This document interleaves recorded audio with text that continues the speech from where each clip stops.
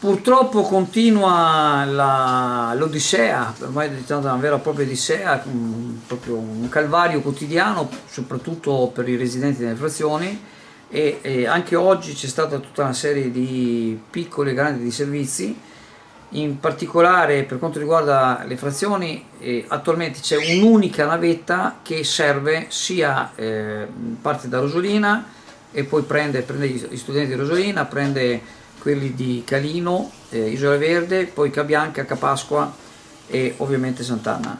I residenti dicono che è assolutamente insufficiente, quindi ci vorrebbe una navetta che faccia servizio per Rosolina, Sant'Anna e Calino, un'altra per Cavanne della Sant'Anna e un'altra appunto per Cabianca e Capasqua. Quindi praticamente così potrebbe essere garantito un servizio più o meno paritario a quello che faceva, diciamo, ACTV prima, e diciamo che alcune corse, ci riferiscono che alcune corse sempre residenti che utilizzavano quel trasporto in maniera continuativa, alcune corse addirittura dicono che non servono, dovrebbero spostare, però ovviamente riferiamo Gorano Salis perché non è certo compito nostro dare indicazioni. Ecco, tra l'altro sempre ieri si è verificato il problema dell'arrivo dei ragazzi che arrivavano da Rosolina a Sant'Anna, che sono stati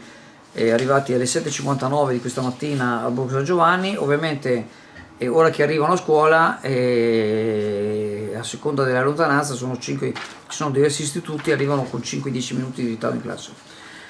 A questo si aggiungono momenti di tensione tra passeggeri e autisti. Vogliamo ricordare che Arriva Veneto non è assolutamente responsabile di questi problemi. Se fosse stata messa prima eventualmente a cercare di capire come servire questo servizio, sarebbe stato meglio e non cominciare dal primo dell'anno. E ci riferiscono che questa mattina c'è stato intanto sempre questa mattina una corriera della linea 1 che dovrebbe essere quella grande, invece hanno messo una navetta e questa serve sottomarina, e sembra che la corriera, quella grande, non era in servizio per un cambio gomme e quindi c'era la navetta, ma la navetta, diciamo, per il centro storico, per il centro di sottomarina è assolutamente, diciamo, insufficiente.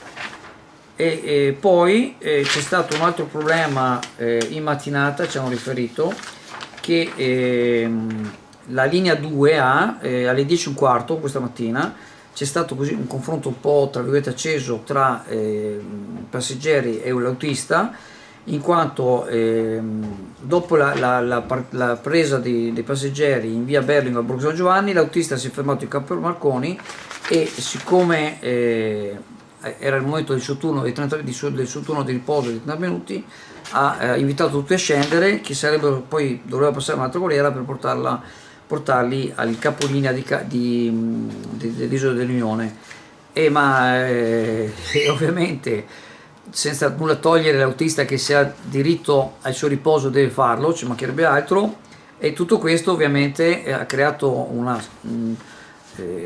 un'ulteriore tensione perché tanti passeggeri sono veramente esasperati. Su tutto questo panorama assolutamente negativo dobbiamo dire che la nota positiva è verso l'assessore Maria Rosa Boscolo Chio, che anche se voi sapete benissimo quello che pensiamo dal punto di vista politico di questa signora, però non c'è da dire che questa qua è sulla piazza e cerca di fare quello che può. Ha portato anche più volte persone, quando la corriera non arrivava o c'era qualche problema, le ha portate fino a casa sua con la macchina. Sarebbe auspicabile che il sindaco, visto che ha tanto tempo da perdere sui social, con i commenti, con tutte queste cose, si mettesse a disposizione, considerando che è il primo responsabile di questo totale disservizio. Ecco. Domani in Consiglio Comunale ci sarà la commissione sui trasporti.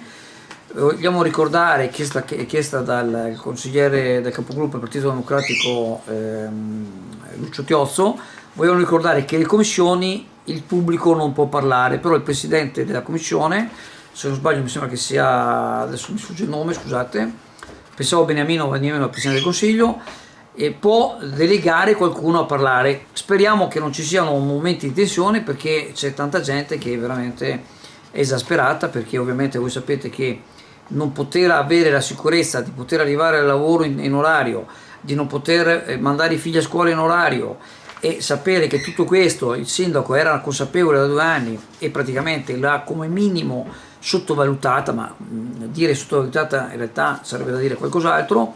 Speriamo che non ci siano momenti esasperati domani in sala maggiore del Consiglio Comunale. AF Energia ci trovate in Viale Mediterraneo 135 a Sottomarina, dal lunedì al venerdì 8.30, 12.30, 14.30, 18.30. Offriamo il servizio luce, gas, prezzo fisso, prezzo variabile, telefonia, fibra o ADSL per famiglie, imprese e condomini. Qui da noi potete effettuare anche il pagamento delle vostre bollette a una commissione ridotta di 1,30 €.